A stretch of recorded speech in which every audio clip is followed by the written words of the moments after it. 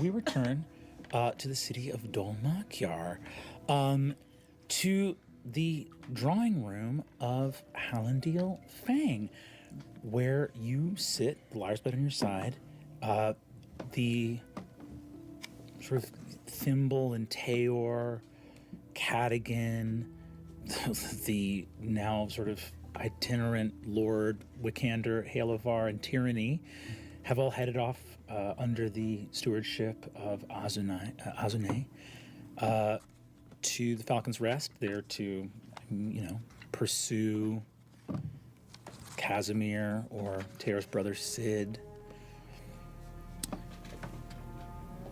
Here in this, you bid farewell earlier to Occtis, who've traveled off with Julian Divinos, and Taisha's just run off after him to make sure he's okay. Hal, it is currently just you and Murray in your home. Shadi is out with some friends. And you have just passed, you have a letter in your hand that Thimble gave to you, which was supposed to make its way to Murray. Murray, here in this place, you have no idea about what is transpiring elsewhere across the river. It's a pretty chill night. Pretty chill night. Things have finally calmed down. Things have finally calmed down. And the letter that Thimble gave to you, hand to Murray. The envelope just says Bolaire on it. Murray, do you open the envelope? Yeah. Hell yeah. If you'd be so kind, Leo. I had been looking for a moment to pass this on to you. And even before this, when I saw Thjazi at the end, with Azune's help, I spoke to my brother only fleetingly. And he told me to help you. I don't know why, and maybe you can tell me. Maybe this can tell us. I don't know. You said on the outside it says Bolaire? Bolaire. And Thimble gave you instructions to give this to me specifically. For you. For you. Is it pertaining Bolaire? What am I kidding? I'm gonna read it. Do I read this out loud? I think you should read it however Murray would read it. If she would read it out loud, you read it out loud. But if she would read it first and decide what to do with it later, she should absolutely do that. All right. I zoned out. What are y'all talking about? Art. Painting the theater. So there's some bigger like skyboxes around and different like viewing things, but especially the ones that are like closer to the stage. I don't know which one. There's a couple. So there's some that are like way far legends, and there's some that are like more recent, and there's like very near history. I don't know what the right because we Hal, I'm so sorry. I do not mean to be rude. We might want to have a chat. I'm sure this is like so important and so pressing, but so I do not want to undercut that in the slightest. But It is important, and we will crack into it tomorrow. Great.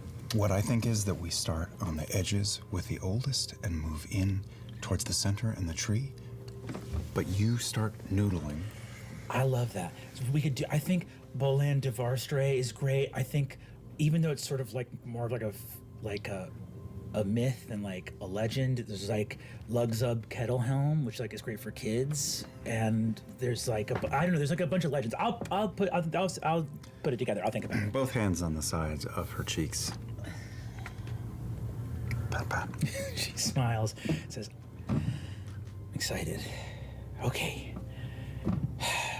boy, There's a lot to do. Okay, and you see she sort of like, without even thinking about it, just does a one-handed cartwheel towards the stairs, just a little acrobatic and up the stairs. Oh, wow. In the morning, over breakfast. Over breakfast. He turns back and his smile fades. Damn, I wish I had that type of energy still. Could you imagine? I would throw my back out so fast. My big old titties doing cartwheels, there ain't a chance. All right. Here's the thing. Are you sharing? This letter was meant for me. This letter was, without a doubt, meant for me. Can you enlighten me, or are we talking all secrets? He talks about Bolaire in this letter. Thjazi does. Honestly, it's strange. It's fairly benign, all things considered. But the letter, a butt. it does tend to open with the caveat of either I'm dead. If this letter finds you, either I'm dead, or Lockmere has finally called in my tab at the 7 Stars and I've had to skip town. He talks about that he's rooting for me, and that both him and I know the forces that are working against the city and the Penteveral, all of it. That friends are in short supply. So allies will have to do, and then he talks about how he's had some success working for Bolaire. Although he goes on to say that he's not necessarily a friend. But that, he says some things that are honestly kind of disparaging, unless I'm wrong. To quote, he should be in that museum, not curating it. If you took that mask off of him, I suspect you'd have him well in hand. Signed, Thjazi Fang. But this letter was addressed to Bolaire. I have a feeling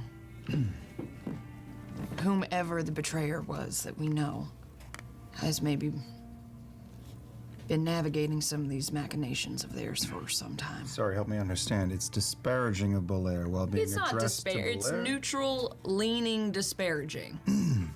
It's neutral, negative. May I? Don't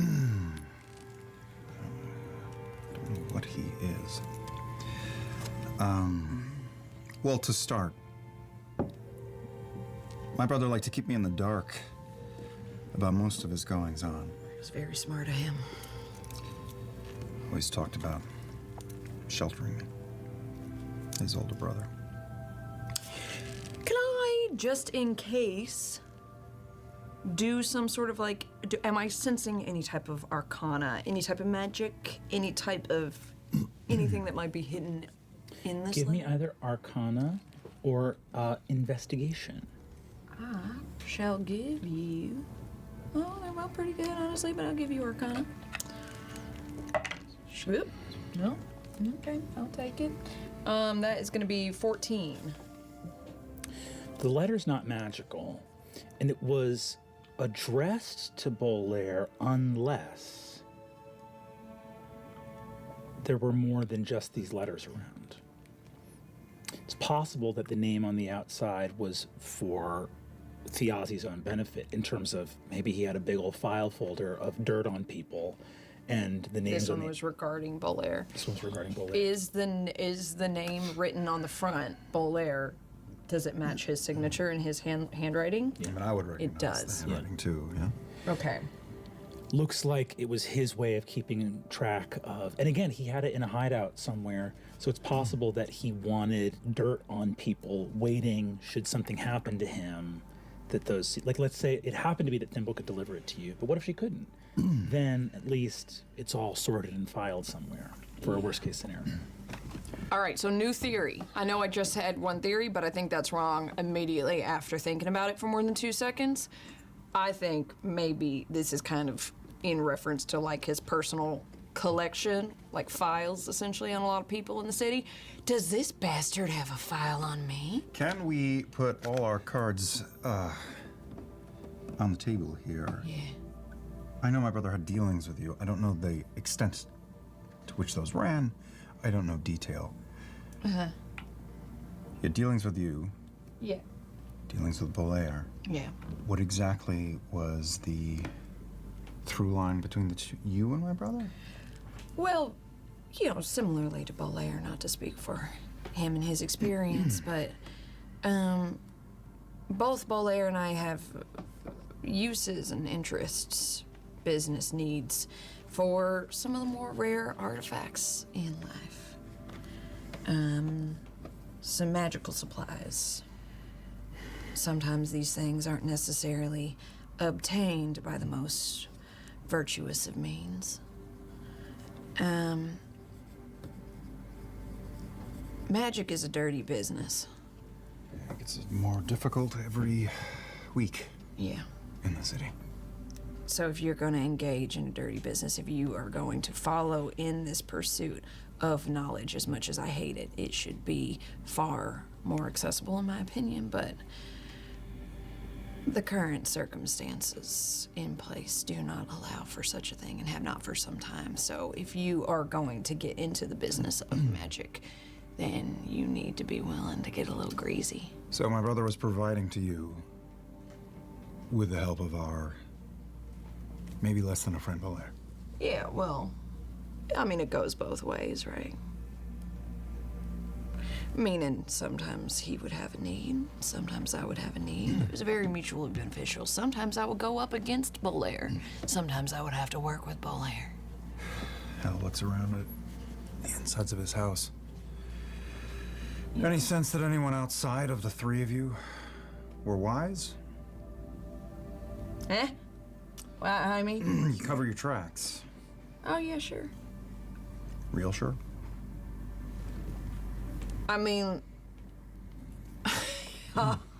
honor amongst thieves, you know what I mean? Oh, I thought you were a bursar. Uh-huh. Mm-hmm. Have you ever met a trustworthy financial advisor? I run a theater. Point taken. Well, we're going to have a talk with my friend, our friend, Bolaire. You know, I actually like Bolaire quite a lot. I don't think he likes me. I like Bolaire quite a bit. Yeah. I like how he's a little bit freaky. He is an interesting sort, isn't he? Yeah. Yeah, knowledgeable. Are you sure you want to pursue this, Hal?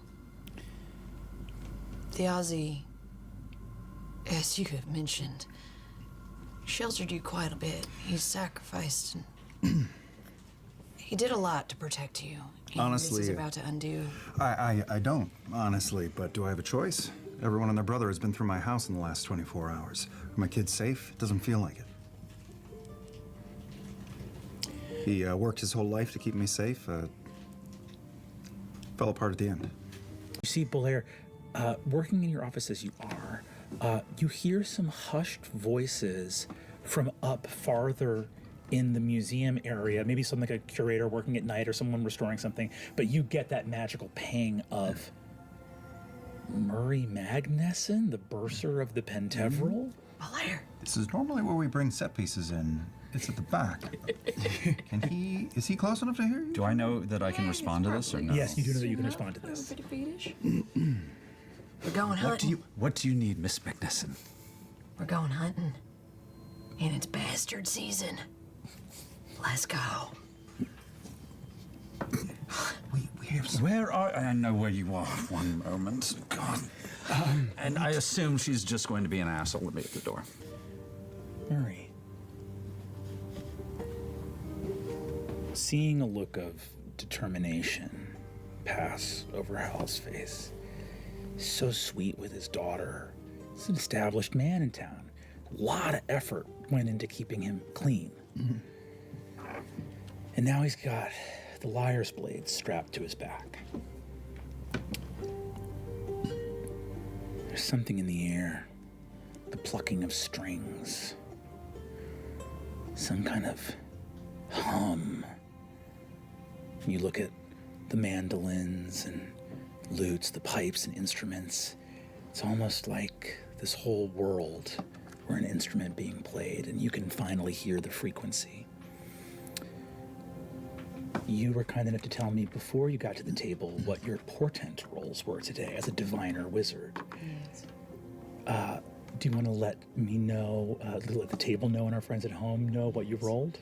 I was very lucky, very auspicious, as you mentioned. Diviner wizard, that's so cool. Diviner wizard, she's been revealed. We got a subclass, baby. I rolled a 2 and a natural 20.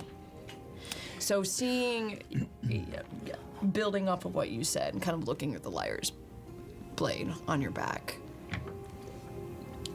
Murray kind of runs her tongue across her teeth, and she gets a little bit of a metallic taste in her mouth, a little bit like burning ozone.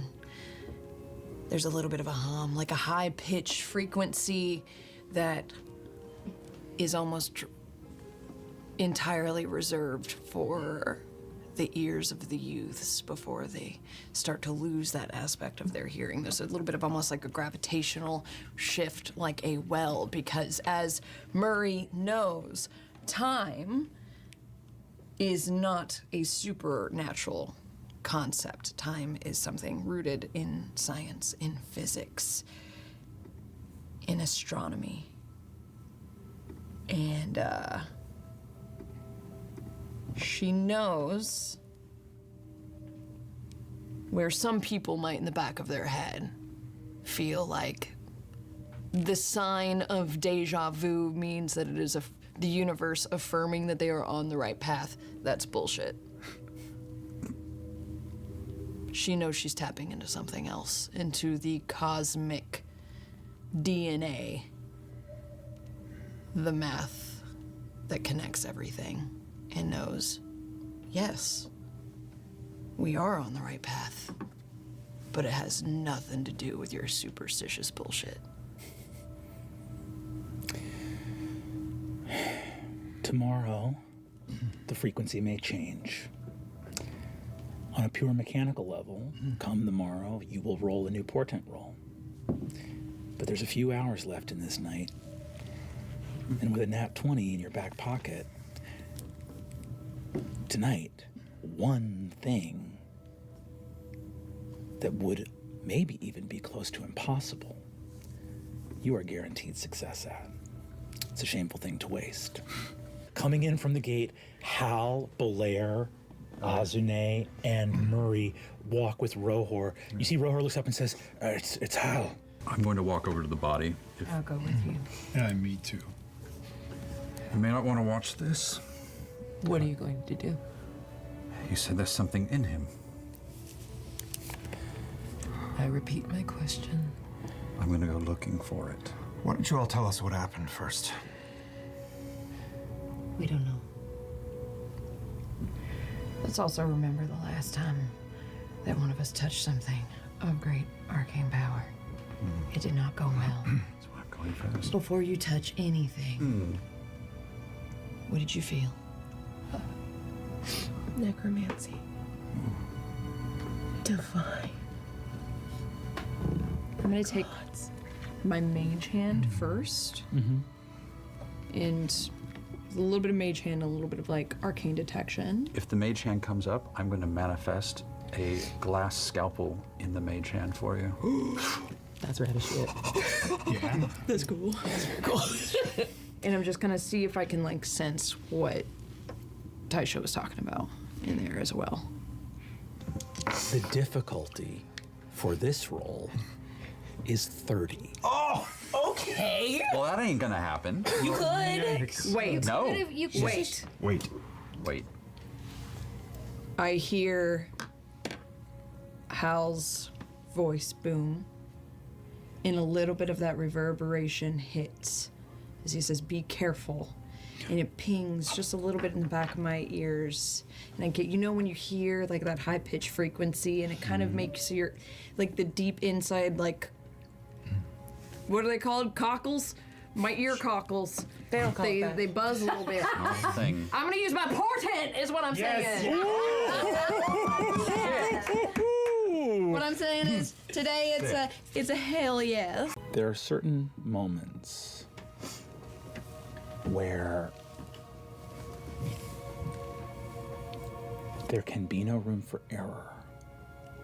Standing here in the garden of the Lloy family, where they first spoke to each other almost 100 years ago, long before the Shapers' War, where an Orcish smith looked at his family and said, I can work wonders of steel and forge engines of war. Why can't I keep my family safe? What would it take to make something that could make us free?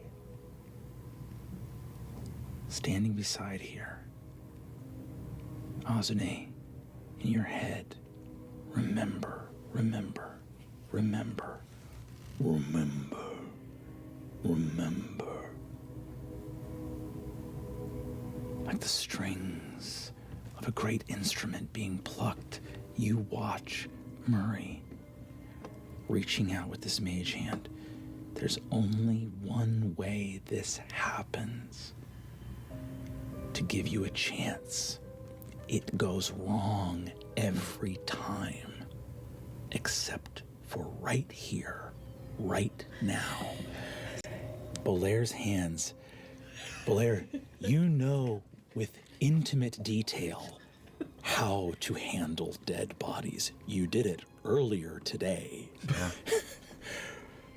Hal and Taisha, your hands are closed. You have to get this right. Taisha, in the garden of your family, Julian, farthest away from what now unfolds as your shadow gets longer. Valus, reaching in, flesh is parted, and something where a heart should be is removed. This is an auspicious day.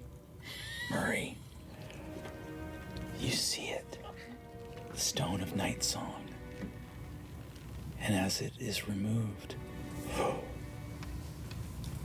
flapping of wings, not only Taisha and Valus, but all of you can hear as from a distant wood. Nightingale. Nat 20.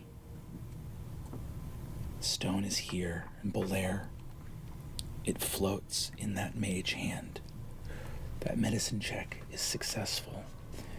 The perfect preservation of magical forces is unveiled in this moment.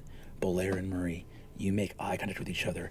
This group of people in this space, Murray, you are certain, was supposed to happen. Not by the will of some god, not by some plan.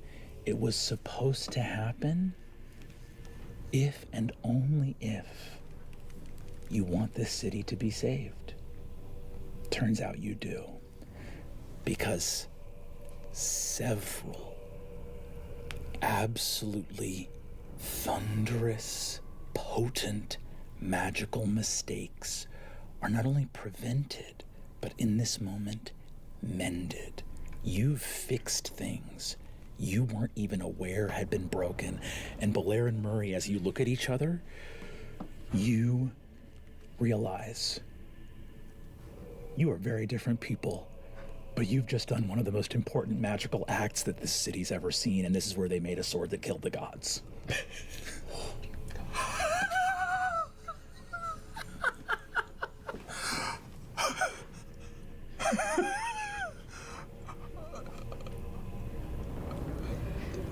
Want to share your work with the class? I don't know how to process this. I don't know if we can. I take in for a flash as it's kind of levitating in this mage hand. And Murray looks at Bolaire. What is this? Gravity. And for like a brief second, and Murray kind of has like squinches the exhaustion in her eye, but she sees like a grid of space-time, and in this grid the rock weighs heavy and bends a little bit as it all washes over us. And then she sees it and almost for a brief second takes the threads with her pen, her, oh my God, my brain, my quill fingernail. And you start to see the true calling of the dwarves as she starts to trace in almost like a script-like pattern, a grid. And she sends it over in almost like a little hammock and holds it with her mage hand very delicately, this stone. You're far too educated to not understand that coincidence actually is real and does happen. But when it happens, it's still always interesting. This isn't the first relic you've seen in the last day or two concerned with the relationship of the celestial and death. It's been a crazy 12 hours. The connection between the stone of Night Song, this thing which is unperturbed, even holding it in your mage hand, you still get an arcane sense of its heft, and you can just tell that if that were to sit in the palm of your hand, it would do some ancient dwarven thing in your heart that would just be a good stone. That's a good stone, the feeling of a good... I love a good rock. Love a good rock. It's got a good, You can see that it's feel. smooth, something that has been handled by centuries of elven clerics. In stark contrast to the reordered plates adorning the coffin, the box that you and Bolaire had studied, old Balad, the Sister of Mists, who was herself a celestial related to Rowan, the trickster. That's something. That these two artifacts would come into your periphery, two relics of the gods, so close in order to each other. What was Tuconis up to, and what was Thjazi up to? You don't have answers to these questions, but out of thin air, you've grasped a second thread. Fanning out through many seats are assembled students, researchers, faculty, staff. Hushed noises, paper fluttering, familiars getting into their places in the rafters. A dwarven woman ascends a small series of steps to a lectern, looking out over the Great Hall, here where some of the greatest lessons in the Penteveral's history have been given. Dean Cora Keplin-Weisreck, her platinum blonde hair sculpted as stonework around her head and rolls and beautiful array, red lipstick, well-done face, gown, rough, like a governess, looks out. Today, at my inauguration as Dean of the Penteveral, it occurs to me to speak words of acknowledgement, kindness, and admiration for Dean Elippides Tallbarrel. Applause goes up. His term as the fourth Dean of the Penteveral will always be remembered as when the beginning of a truly great era found its nascency. And as the fifth Dean of the Penteveral, I'd like to talk about the number 5. We move in the back. We see, where do we see Murray up to here at the Great Hall? Murray's like, I can't hear. later. I want to be able to use this against her later. Sorry, excuse me. Sorry. Excuse me. Highly irregular. That's my seat. Sorry. Move. There's open seats in the back. Shut up.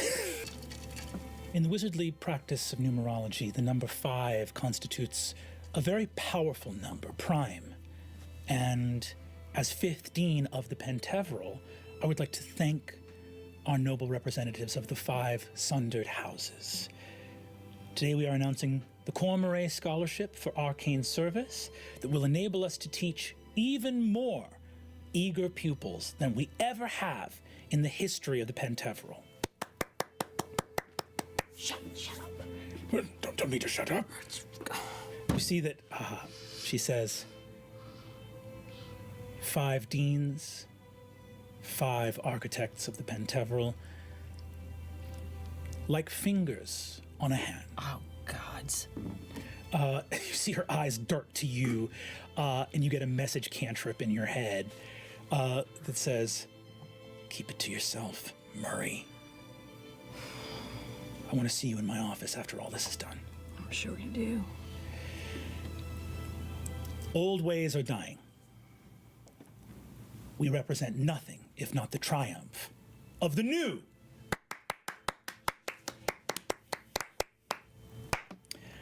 She leaves the lectern. My office. 5 fingers. Well, I'm fucked. How was your day? Keep on keeping on. Murray just like breaks after everything. She finally just lets it all go. I pull a hanky. Could you bring up a round for us? Keep the tab open. I'll keep a tab open. You stay up here for as long as you like. It's all of Dolmakiar's finest hospitality here at the 7 Stars. We'll need it. You are seated back in the office, which no longer has a tiny little desk on top of a big one. Steen Cora looks at you. Your politics are as plain as the gems in your mouth. So are yours. Murray, we want a little bit of continuity here at the Penteveral. It can't all get turned on its head overnight. If you continue to telegraph your disappointment, you will force my hand. What is it you need in order to do your job?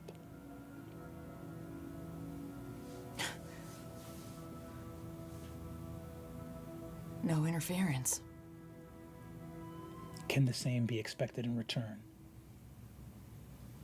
You tell me. Seems like the sundered houses have quite the agenda coming in here. Their agenda is not your job. Your job is to manage the equipment and material needs of the various departments of this university. My job is to look after. I'll tell you what your job is. That's what just changed today, Murray. I'll tell you. Now, if that's a problem, I'm not afraid to make a big mess. You got a lot of friends here, and none of them matter. So you tell me how we play it. Yep. I'll be good. I'm glad to hear that. Euripides had a long leash. He was a very sweet old halfling man. I know you. I'm like you, even if you don't want to see it. I made my way here on my own, too. I'm not about to lose this opportunity. I recommend that you keep that one of your 5 fingers out of my face next time. But understood and heard.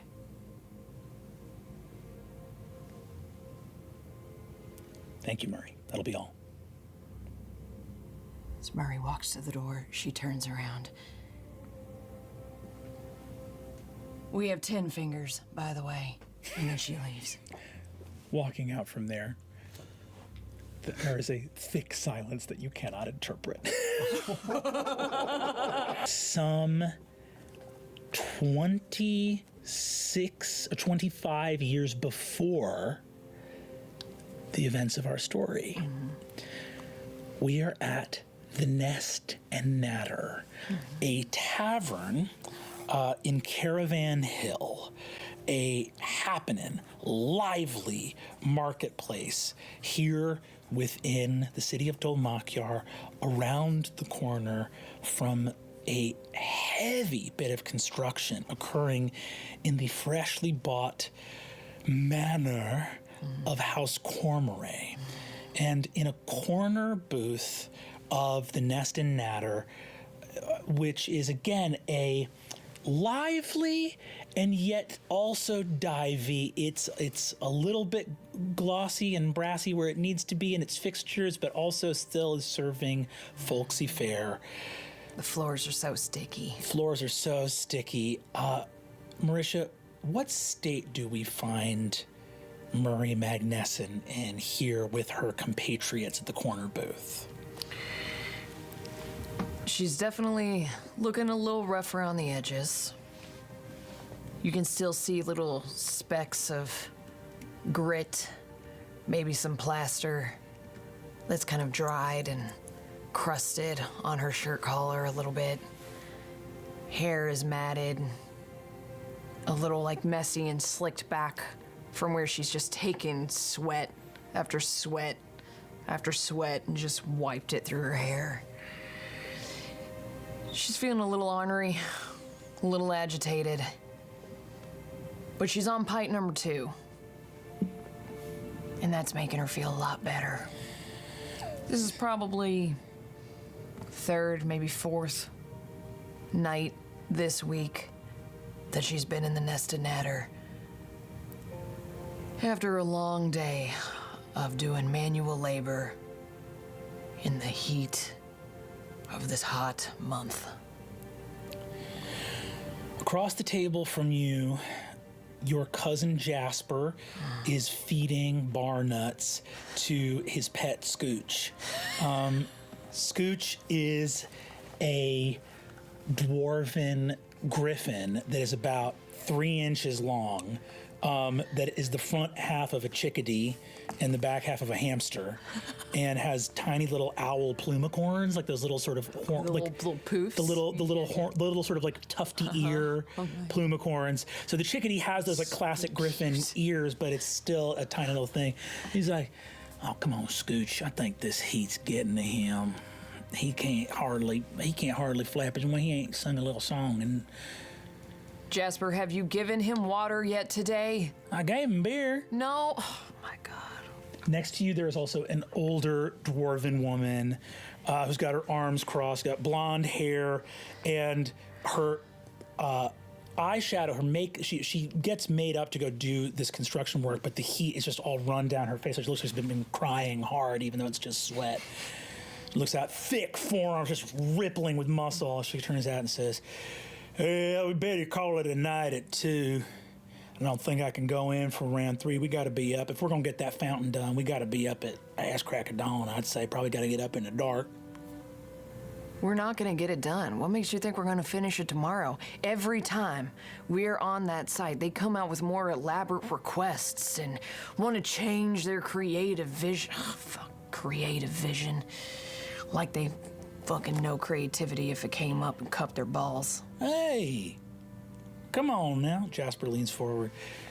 This is the Hucklewind. We're out here doing public good. That means we speak with moral character on your Hucklewind. You are showing the generosity, craft, and skill of the dwarves of Ozot. That's us. We can't be talking about these are the people for whom we perform these acts of service.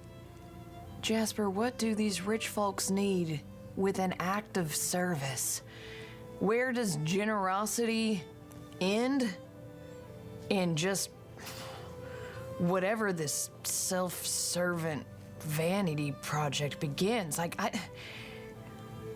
is just a bastardization of what the Hucklewind is about. I thought we were going to be coming out here and, like, fixing infrastructure, like building a bridge or something. Like,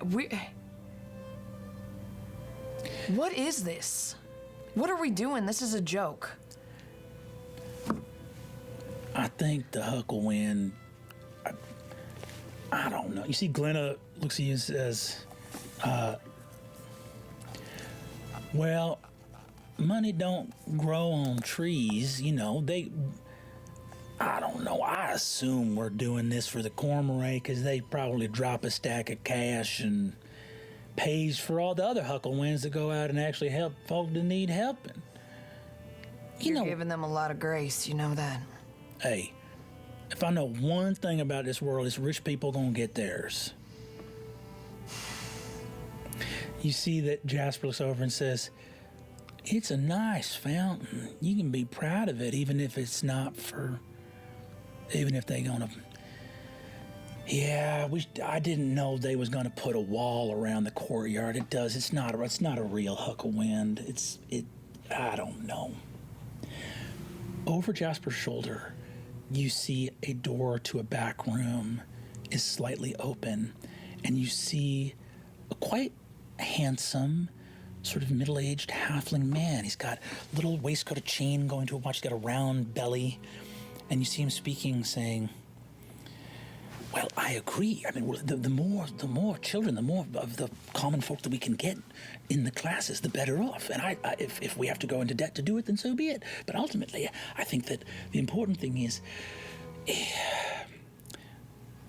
we don't need to charge a tuition that will be exculpatory or exploitative. And you see another voice in the room says, Euripides, the cost of the gemstones for the ritual, the spell ink, it costs a fortune. We're running out. The donation was incredibly generous and it's limited. If we don't have a way to get more gemstones, then there won't be. And you see, he says, well, we'll find a way. Maybe we can offer to, what if we offered some arcane services to the Revolutionary Council, or we, you know, maybe one of the houses, maybe House Cormorant would like some arcane services. Oh, good, we're going to offer our arcane services to a family of sorcerers? I'm sure that they'll have a hard time coming up with. And you see, he says, well, but wizardry, we're generalists. We you know, these houses are limited in their arcane oeuvre by their bloodline. We can study where we wish, find where we wish. And you see that another older woman says, Euripides, we've found 1.5 words of power. We're not exactly generalists yet. We've found out how to summon some wind. Can get wind. We have some wind. I can't even get wind that blows east.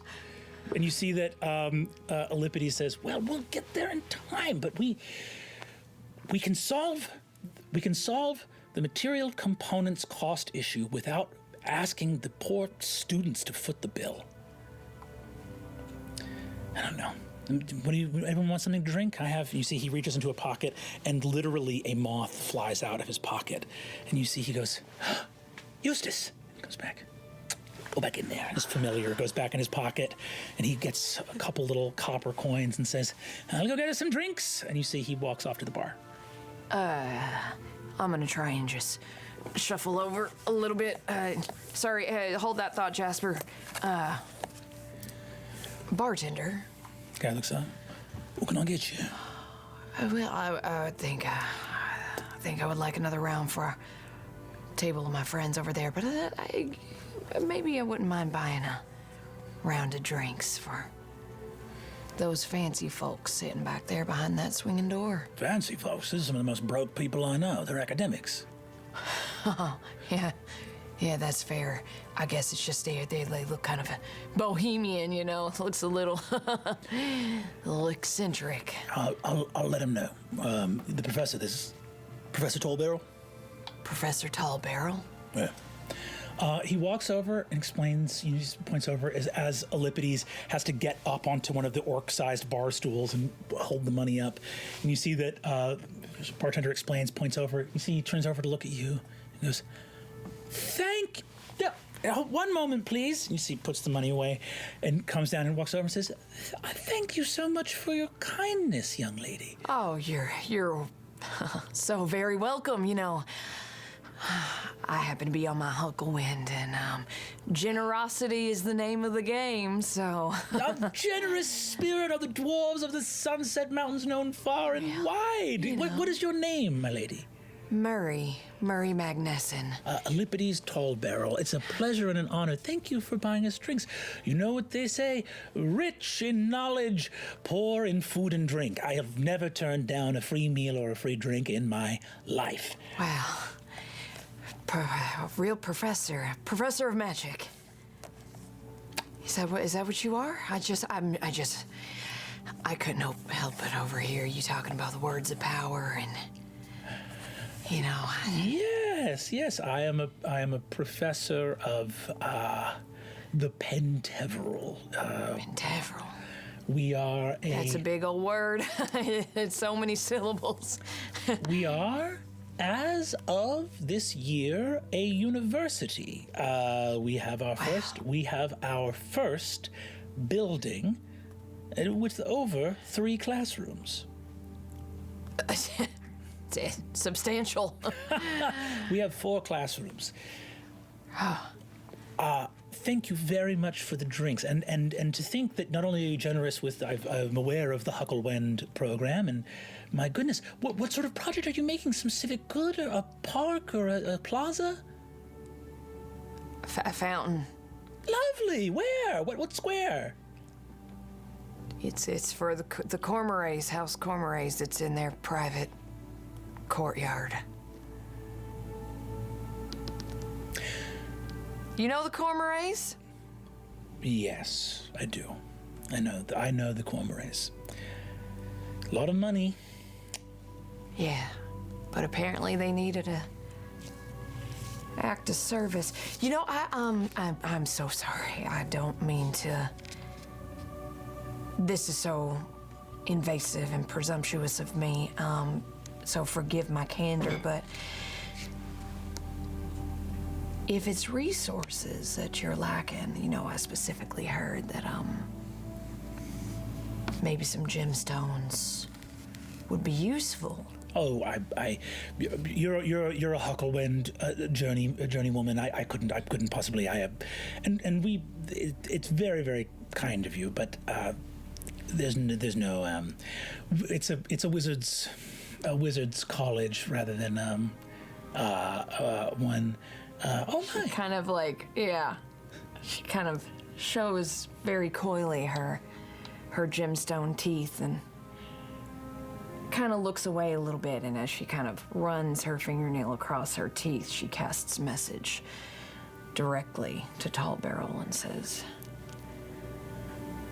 I think it could be a mutual beneficial relationship if you let the Magnuson family jewels maybe help fund a little bit of research. He looks at you and says, how did you just do that? That's a gift that I've only ever heard of. Are you a sorceress? No. I'm a hick. How did you... That's remarkable. Do you possess a telepathic gift? I thought I saw... Was that a somatic component of a spell? Yes, sir. Who taught you to do that? Myself. Remarkable. That's a remarkable piece of arcane innovation. Do you just mind if I maybe I grab the beers that he was holding and I'll help take these to the table for you. Jasper, I'll be right back.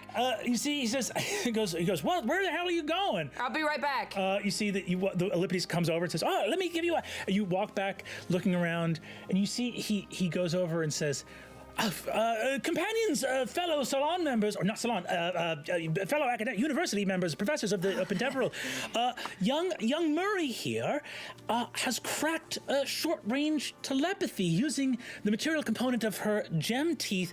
And he says, all right, well, let's all calm down. Murray, what did you say your last name was? Magnessen. The other professors all go, Magnessen? Yeah, you know, Sunset Mountain Magnessens.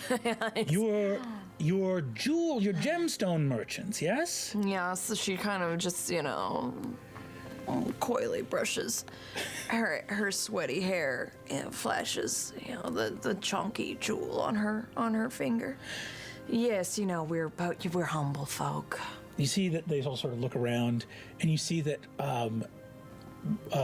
Euripides looks at you and says, "So you're so in addition to being a craftsperson, you're a merchant as well. You have some familiarity with business and trade and commerce and the like." Why, yes, I've helped my family run that business for many years now.